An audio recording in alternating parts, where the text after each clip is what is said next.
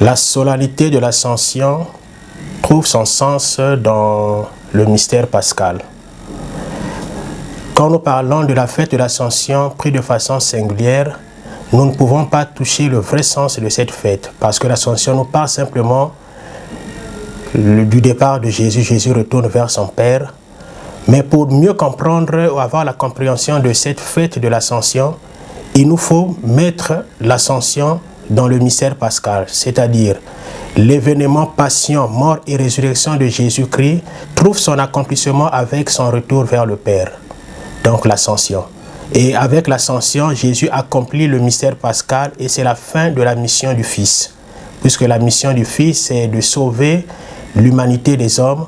Et le salut commence avec la passion, la mort et la résurrection de Jésus. Et ça nous accompagne jusqu'à l'Ascension où Jésus repart vers le Père après avoir accompli sa mission, la mission du Fils. Monsieur l'abbé, quelles sont les bases scriptures de l'Ascension? Bon, on peut trouver les bases dans le livre des Actes des Apôtres comme dans les Évangiles.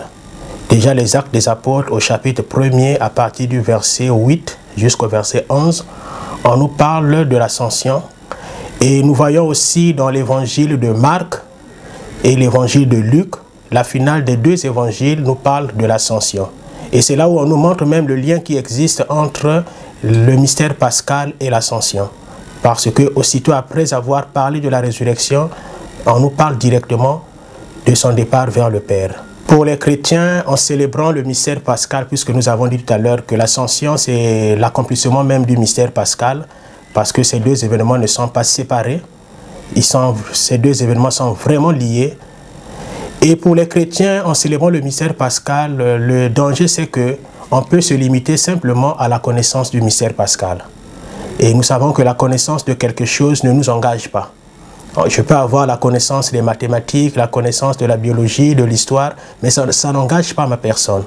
Or, dans le mystère pascal, nous sommes appelés à entrer dans la vérité du mystère pascal. Et l'entrée dans la vérité du mystère pascal, c'est avoir la foi en Jésus-Christ mort et ressuscité. Et la foi nous rend dynamiques et nous devons aussi dynamiser les autres.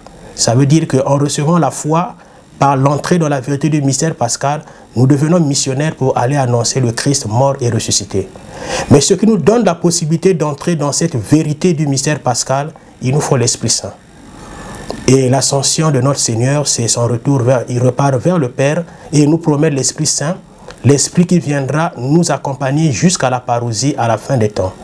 Et déjà même Jésus lui-même dans l'évangile de Matthieu, en parlant de l'ascension, il dit à ses disciples, allez dans le monde entier, enseignez toutes les nations, baptisez-les au nom du Père et du Fils et du Saint-Esprit, et je serai avec vous jusqu'à la fin du monde.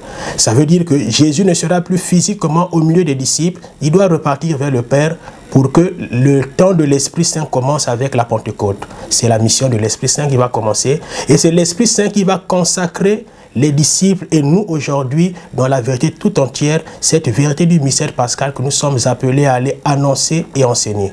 Et donc pour nous, les chrétiens, pour nous le peuple de Dieu, l'ascension nous prépare à accueillir l'Esprit Saint qui doit nous consacrer dans la vérité pour que nous puissions devenir des témoins de Jésus-Christ mort et ressuscité.